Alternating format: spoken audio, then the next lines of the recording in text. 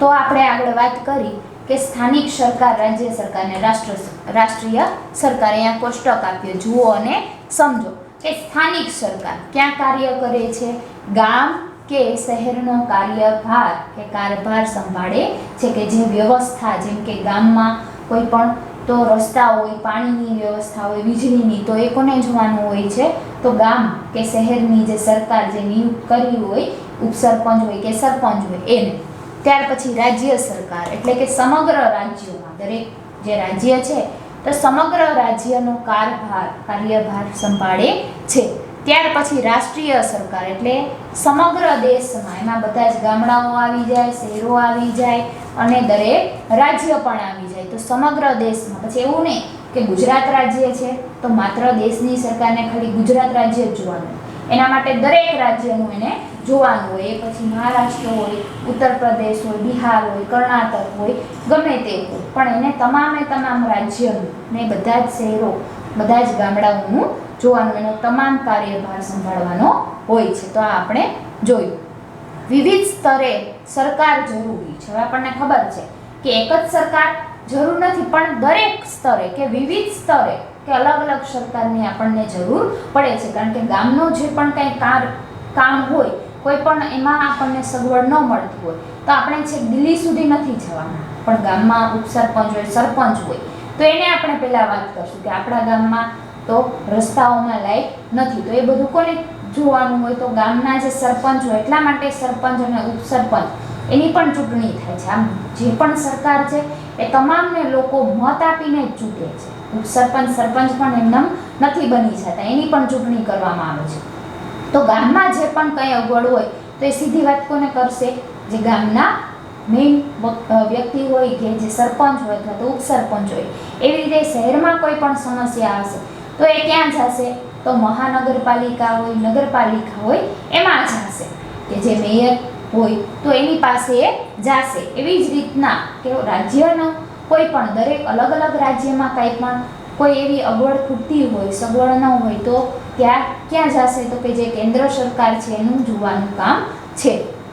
એટલે વિવિધ સ્તરે સરકાર બનવી કે ખૂબ જ જરૂરી છે. નિયમો બનાવવા અને તેને લાગુ કરવા આ સ્તરો ખૂબ જ ઉપયોગી છે. હવે કેવા નિયમો બનાવવા અને તે નિયમોને કે લાગુ પાડવા, એના માટે તો કે આ સ્તરો કે જે ખૂબ જ ઉપયોગી છે. દેશના નિભાવ, વિકાસ અને કાયદા વ્યવસ્થાની જાળવણી માટે સરકાર અને તેના વિવિધ સ્તરો વિશે આપણે જાણ્યું. હવે વાત કરી છે કે દેશના નિભાવ કે દેશમાં લોકોને રોજગારીની તક મળી શકે, શિક્ષણ મેળવી શકે. પછી દેશમાં કે લોકો છે અને દેશનો જે વિકાસ, તો એ વિકાસ અને કાયદો, જે કાયદા બનાવ્યા છે એ કાયદા અને વ્યવસ્થાની બરાબર કે જાળવણી થઈ જાય. તો એ જાળવણી માટે કે સરકાર અને તેના જે વિવિધ સ્તરો છે કે જે સ્થાનિક સરકાર હોય, રાજ્ય સરકાર હોય ને રાષ્ટ્રીય, તો આ વિવિધ સ્તરો વિશે આપણે જાણ્યું કે સ્થાનિક સરકારનું કામ શું છે, રાજ્ય સરકારનું કામ શું છે, રાષ્ટ્રીય સરકારનું કામ શું છે. આ તમામ સ્તરો વિશે આપણે જાણ્યું. આપણા દેશમાં લોકશાહી વ્યવસ્થાનો સ્વીકાર કરવામાં આવ્યો છે કે જે આપણા દેશ એવો છે કે જેમાં કે લોકો એ મત આપીને ચૂંટે છે. એટલે લોકશાહી વ્યવસ્થા કે લોકો વડે કે વ્યવસ્થાનો સ્વીકાર આપણે કર્યો છે. દુનિયામાં સરકારના સંદર્ભ, સરકાર અને તેની રચનાને આધારે સરકાર કે શાસન વ્યવસ્થામાં વિવિધતા જોવા મળે છે. હવે દુનિયામાં જે સરકાર છે એ સરકારના સંદર્ભમાં કે સરકાર અને તેની રચના છે કે જેમાં આગળ આપણે જોયું કે જે તેની અલગ અલગ રચના કરી છે સરકારની, તો એના આધારે સરકાર કે શાસન વ્યવસ્થામાં વિવિધતા જોવા મળે છે કે અલગ અલગ પ્રકારની એમાં વિવિધતા જોવા મળે છે આપણને. હવે આવ્યું સરકારના પ્રકાર કે સરકારના પ્રકાર કયા છે કે જેમ લોકશાહી સરકાર, સામ્યવાદી સરકાર અને રાજાશાહી સરકાર. આ ત્રણ એના પ્રકાર છે. આપણો દેશ લોકશાહી વ્યવસ્થા ધરાવે છે કે આપણો જે ભારત દેશ છે એ લોકશાહી શાસન વ્યવસ્થા ધરાવે છે.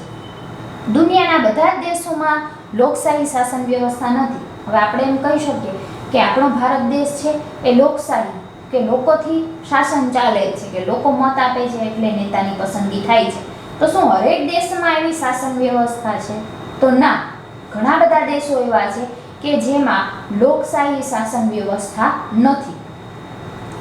દુનિયાના દેશોમાં કાર્યરત વિવિધ વ્યવસ્થા જોવા મળતા સરકારના પ્રકાર અંગે જોઈએ. હવે ઘણા બધા દેશ છે, તો એ દેશમાં કે કાર્યરત કે જે સરકાર કાર્ય કરે છે, તો એ કાર્યરત કે અલગ અલગ વિવિધ એમાં વિવિધતા જોવા મળે છે. અને એ પ્રકારે આપણે સરકારના અંગો કે એના પ્રકાર જોવાના છે કે એ કયા કયા છે. જેમાં સૌથી પહેલા આવ્યું લોકશાહી સરકાર. ઘણા દેશો એવા છે કે જેમાં લોકશાહી સરકાર છે અને ઘણા દેશ એવા છે કે તેમાં લોકશાહી સરકાર નથી. આ પ્રકારના શાસનમાં લોકો મતદાન દ્વારા પોતાના પ્રતિનિધિ ચૂંટે છે. આપણને એ તો ખબર પડી જ ગઈ છે કે લોકશાહી કોને કહેવાય ને લોકશાહી સરકાર શું? તો કે આવા જે પ્રકારનું શાસન હોય તેમાં શું કરે છે? તો કે લોકો છે એ પોતે પોતાના મનપસંદ નેતાને ચૂંટે છે. અને કઈ રીતે? તો કે મત દ્વારા, મત આપી અને કે પોતાનો પ્રતિનિધિ એટલે કે નેતાની પસંદગી કરે છે. એટલે એને લોકશાહી કહેવાય છે. ચૂંટણીમાં વિજેતા ઉમેદવારો દ્વારા સરકારનું નિર્માણ થાય છે. હવે ચૂંટણીમાં જે પણ વિજેતા કે જેની જીત થાય છે, જે વિજય હાંસલ કરે છે, તો એ ઉમેદવાર કે જે નેતા છે, હવે એના દ્વારા સરકારનું નિર્માણ થાય છે. એટલે કે એના દ્વારા સરકાર બને છે. કે આપણને ખબર છે કે મુખ્યમંત્રીની ચૂંટણી હોય છે, વડાપ્રધાનની હોય છે, તો એક આપણે મત આપીએ છીએ અને ત્યારે આપણા મનપસંદ નેતા છે આવે છે અને ત્યાર પછી એનું કામ શું હોય છે? તો કે અલગ અલગ કાયદા બનાવવા, કાયદાઓનો અમલ કરાવવો, તો આમ તમામે તમામ હોય છે. એ વહીવટ વ્યવસ્થાનું સંચાલનનું કામ કોનું હોય છે? તો કે એ સરકારનું હોય છે. એટલે ત્યારે જ્યારે ચૂંટણીમાં જે વિજેતા હાંસલ કે પ્રાપ્ત કરે છે પોતાની જીત, અને ત્યાર પછી એક સારા ઉમેદવાર, સારા પ્રતિનિધિ, સારા નેતા દ્વારા એ આવે છે અને આવી રીતે સરકાર રચાય છે, કે આવી રીતે સરકારનું નિર્માણ થાય છે. લોકશાહી શાસન વ્યવસ્થામાં લોકોને કેન્દ્રમાં રાખી સરકાર કાર્ય કરે છે. હવે વાત કરી છે કે લોકશાહી શાસન વ્યવસ્થા જે છે એ શાસન વ્યવસ્થામાં કે લોકોને કેન્દ્રમાં રાખીને, કારણ કે લોકો છે એ મત આપે છે, તો લોકોને કેન્દ્રમાં રાખી અને સરકાર છે કાર્ય કરે છે. કે સરકારને કાર્ય કરવાનું હોય છે. શું કામે?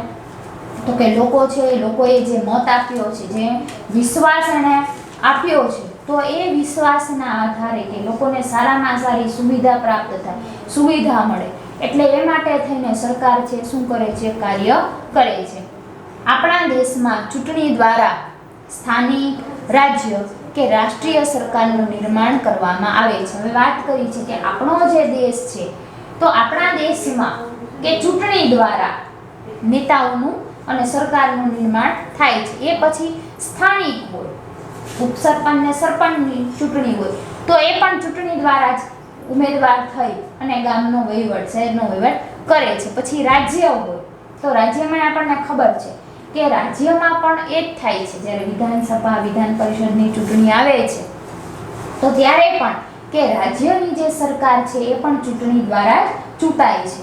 એવી જ રીતે રાષ્ટ્રીય કે કેન્દ્ર લેવલે પણ એ જ વ્યવસ્થા છે કે લોકો છે એ મત આપીને કે જે વડાપ્રધાનની એની ચૂંટણી કરે છે, તો આમ દરેક જગ્યાએ સ્થાનિક હોય, રાજ્ય હોય કે રાષ્ટ્રીય હોય, પણ દરેકમાં ચૂંટણીની પ્રક્રિયા થાય છે અને ચૂંટણીથી મતદાન કરીને સરકારનું નિર્માણ કરવામાં આવે છે, કે સરકારની રચના કરવામાં આવે છે. કેટલાક દેશમાં લોકશાહી થકી ચૂંટાયેલ પ્રતિનિધિ દ્વારા મુખ્યમંત્રી કે વડાપ્રધાનની પસંદગી થાય છે. હવે વાત કરી છે કે કેટલાક દેશમાં કે લોકશાહી થકી, જેમ કે આપણો ભારત દેશ છે એની જ આપણે વાત કરીએ, તો ભારત દેશમાં જ કે લોકશાહી થકી એટલે કે જે લોકો મત આપે છે અને એની ચૂંટણીથી પ્રતિનિધિ દ્વારા જ મુખ્યમંત્રી હોય કે વડાપ્રધાન હોય, વડાપ્રધાનની પસંદગી થાય છે. કઈ રીતે? તો કે લોકો એ પોતાનો મત આપી અને ત્યારે મુખ્યમંત્રી કે વડાપ્રધાનની પસંદગી કરે છે. દુનિયાના કેટલાક દેશમાં પ્રમુખશાહી પદ્ધતિથી લોકશાહી વ્યવસ્થા જોવા મળે છે. હવે વાત કરી છે કે દુનિયાના બીજા ઘણા એવા દેશો છે કે જેમાં પ્રમુખશાહી કે જે પ્રમુખો હોય મુખ્ય, એ પદ્ધતિથી કે જે પ્રમુખ હોય એ પોતાની પદ્ધતિથી કોઈ લોકો વડે ચૂંટણી નહીં કરાવે, પણ જે પ્રમુખ હોય, જે મેઇન મુખ્ય નેતા હોય, તો એ પોતાની પદ્ધતિથી એવી રીતે તો કે પસંદગી કરશે અને લોકશાહી વ્યવસ્થા તો કે જોવા મળે છે. ભારતમાં સંસદીય લોકશાહી છે કે ભારતમાં કે જે આપણો સંસદ ભવન છે આપણો, તો એ સંસદીય લોકશાહી છે કે લોકો છે એ ભારતની અંદર કે જ્યારે ચૂંટણી કરે છે, બેઠકો બોલાવવામાં આવે છે અને એ બેઠકોમાં કે જે મત આવે છે તો સંસદીય લોકશાહી છે.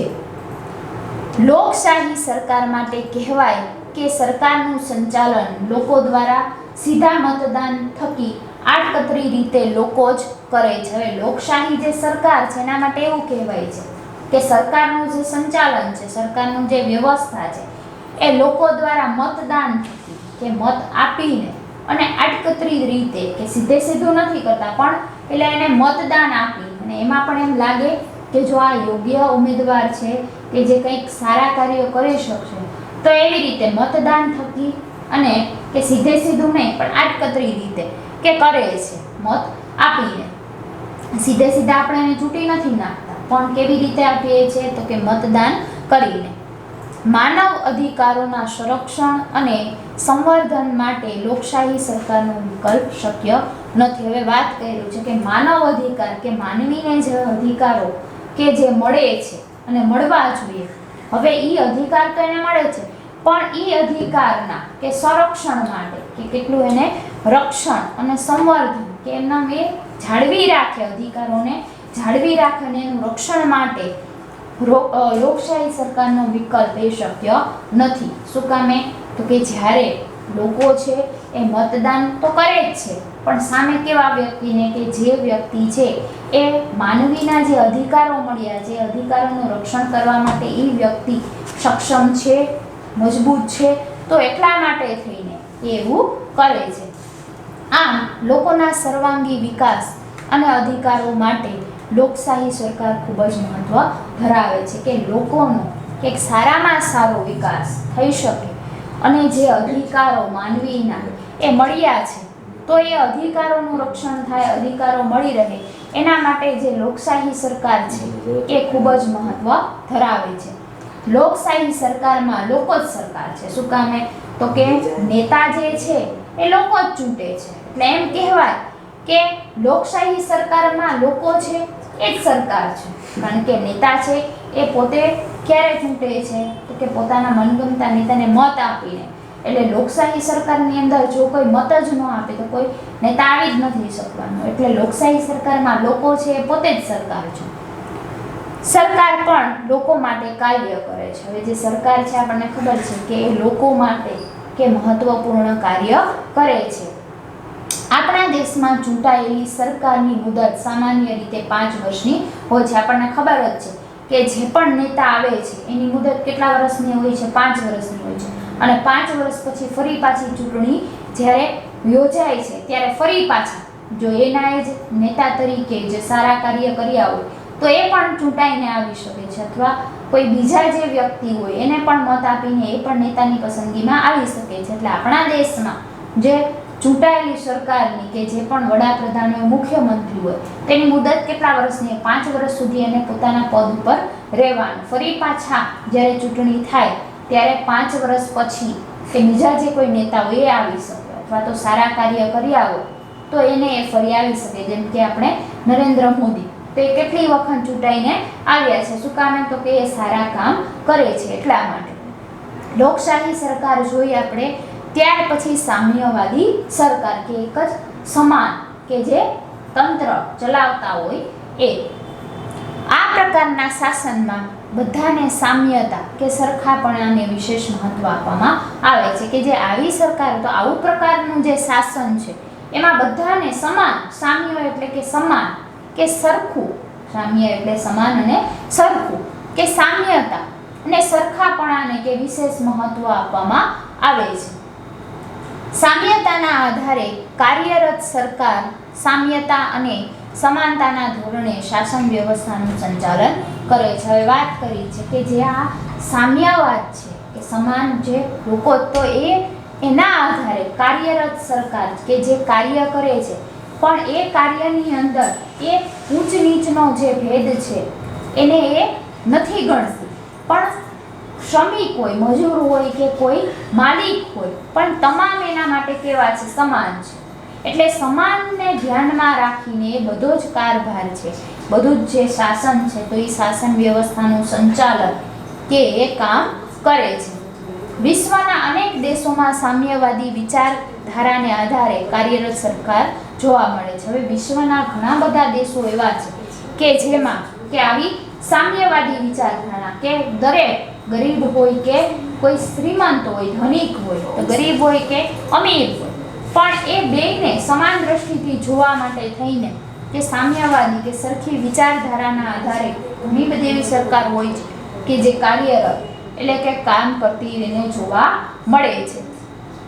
વિશ્વના અમુક દેશોમાં ચૂંટણી દ્વારા સામ્યવાદી સરકારોનું નિર્માણ થાય છે. હવે વિશ્વના ઘણા બધા અમુક એવા દેશો છે કે જેમાં ચૂંટણી થાય છે. ચૂંટણી પછી કે સમાન કે જે વ્યક્તિ જે નેતા આવે છે એ કોઈ પણ વ્યક્તિને ઊંચ નીચ નથી ગણતું, પણ સમાન કે સરકારોનું એવું નિર્માણ થાય છે.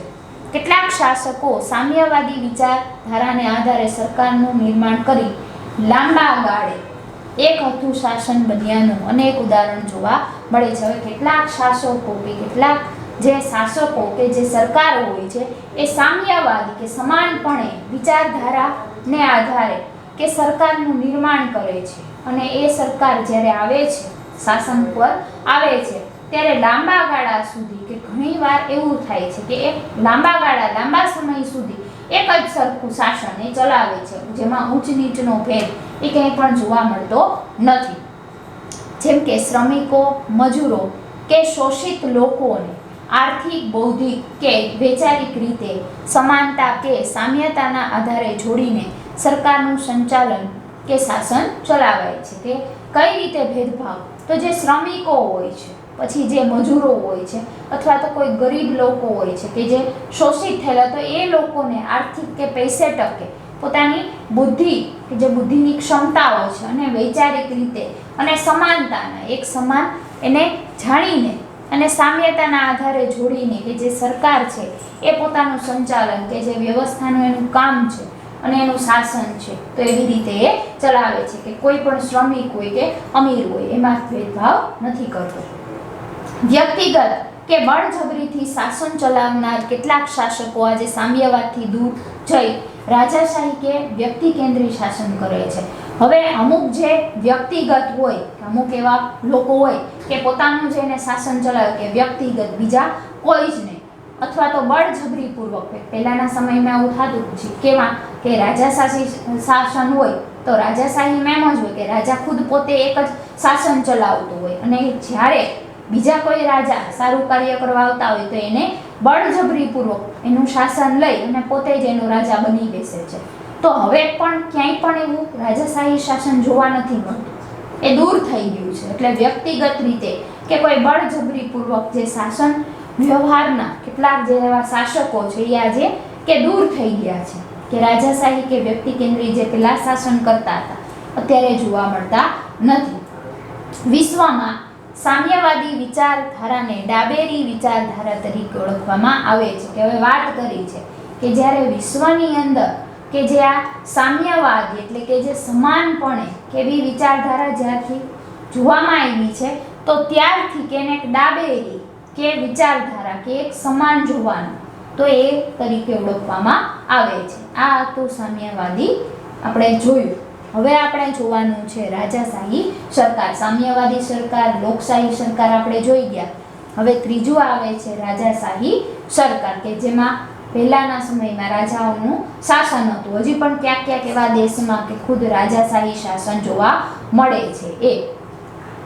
આ પ્રકારના શાસનમાં શાસક તરીકે કોઈ એક જ વ્યક્તિ શાસન કરે છે, કે જેમ કે રાજા જે પોતાનું રાજ્ય હોય તો એનું શાસન એકલો રાજા જ કરે છે. પછી એની નીચે ઘણા બધા મંત્રીઓ હોય છે, એ બધા હોય છે. પણ આવી જ્યારે વ્યવસ્થા, તો એમાં આવા પ્રકારના શાસનમાં એમ કહેવાય છે કે કોઈ એક જ વ્યક્તિ એ પોતે શાસન કરે છે, જેને આપણે કઈ કહેવાય તો કે રાજાશાહી સરકાર ગણાવી શકાય. મોટે ભાગે રાજાશાહી વ્યવસ્થામાં શાસક એટલે કે રાજાનું પદ વારસામાં મળે છે. વાત કરી છે કે મોટે ભાગે જ્યારે રાજાશાહી શાસન ચાલતું હોય, રાજાશાહી વ્યવસ્થા હોય, તેમાં શાસક તરીકે એટલે કે જે શાસક તરીકે રાજા એનું પદ વારસામાં મળે છે. જેમ કે રાજાનો પુત્ર હોય તો એ પણ રાજા બની શકે છે અને એની ગાદી પર આવી શકે છે. એટલે એક જ કોઈ પણ વ્યક્તિ કેવું કહેવાય? એક જ કહેવાય. અને શાસન કયું? તો રાજાશાહી. આ પ્રકારના શાસનમાં લોકોને પોતાનો શાસક ચૂંટવાનો અધિકાર હોતો નથી, કારણ કે રાજા જે છે એ ખુદ જ પોતે આવી જાય છે શાસન પર. એટલે એ પ્રજાનો, કે જેમ આપણે લોકશાહીમાં લોકો મત આપે છે, પણ રાજાશાહીમાં બિલકુલ એવું હોતું નથી. એમાં જે શાસક છે ખુદ જ આવી જાય છે. એટલે લોકોને પોતાનો શાસક, પોતાનો મનગમતો રાજા એ ચૂંટવાનો અધિકાર હોતો નથી. હા, સારા રાજા હોય છે તે પ્રજા માટે કાર્યો કરે છે, પણ એમાં જો કોઈ ખરાબ રાજા આવી ગયો હોય તો લોકોને બોલવાનો અધિકાર આવતો નથી. શું કામે? તો કે લોકોને મત આપવાનો અધિકાર હોતો જ નથી. રાજા ખુદ જ પોતે રાજાશાહી શાસન ચલાવતો હોય છે. આજે દુનિયાના કેટલાક દેશોમાં રાજાશાહી જોવા મળે છે. હજી પણ ક્યાંક દુનિયામાં અમુક દેશમાં આ પ્રકારનું શાસન જોવા મળે છે કે રાજાશાહી શાસન જોવા મળે છે. રાજાશાહીમાં લોકોને ચૂંટણી દ્વારા નામ પૂરતા જોડવામાં આવે છે. હવે આવું જે ક્યાંક રાજાશાહીનું જે શાસન ચાલતું હોય તેમાં શું કરે છે? તો કે લોકોને ખાલી માત્ર ને માત્ર નામ પૂરતા કહેવાય. શું? તો કે ચૂંટણીથી પણ કઈ રીતે? ખાલી માત્ર એનું નામ પૂરતા જોડવામાં આવે છે, પણ હકીકતમાં જે ખુદ જે વ્યક્તિ રાજા હોય છે એ જ આવવાનું હોય છે. પણ આ તો માત્ર ખાલી નામના મેળવવા માટે થઈને કે લોકોનું નામ એ માત્ર જોડવામાં આવે છે.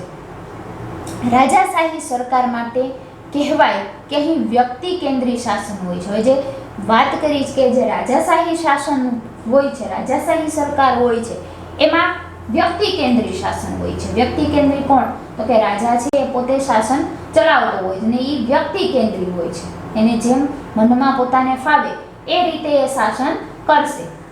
એક વ્યક્તિ દ્વારા લેવાતા નિર્ણયો અહીં આખરી માનવામાં આવે છે. હવે રાજા હોય છે, રાજાશાહી શાસનમાં આપણને ખબર હોય છે રાજા, અને રાજા કે એમ જ પ્રજાને કરવું પડે એમ હોય છે. એટલે એક જ વ્યક્તિ દ્વારા નિર્ણયો, પછી રાજા ગમે તે ખોટો નિર્ણય હોય તો પણ એ પ્રજાને સ્વીકારવો પડે છે, સાચો નિર્ણય હોય તો એ પણ સ્વીકારવો પડે છે. પણ જ્યારે અમુક ખોટા નિર્ણયો રાજા કરતા હોય છે તો એમાં બોલવાનો કોઈને અધિકાર હોતો નથી, કારણ કે એ લોકશાહી શાસન નથી, એટલા રાજાશાહી છે. એટલા માટે રાજા કે એ જ સાચું, તો એ જ નિર્ણયને આખરી માનવામાં આવે છે. લોકોની સુખાકારી સુવિધા કે વ્યવસ્થાને બદલે શાસકની સુખાકારી સુવિધા કે વ્યવસ્થાને જ મહત્વ આપવામાં આવે છે. હવે વાત કરી છે કે રાજા છે એ લોકોના કે સુખ માટે, એની સુવિધા મળી રહે કે એની વ્યવસ્થા મળે એ માટે પોતે શાસન નથી કરતો. બસ પોતાને શાંતિ, સુખાકારી મળી શકે, પોતાની સુવિધા એ પહેલા ગણશે, પોતાની સુવિધાને માન આપશે, પોતાના સુખ માટે, અને વ્યવસ્થા પછી એ પ્રજાના હિત માટે કે એના ભલા માટે ન હોય છતાં પણ એવું નથી ગણતો. માત્ર ને માત્ર પોતાને જ એ બધું મળવું જોઈએ, તો એવી વ્યવસ્થાને જ પોતે મહત્વ આપવામાં આવે છે.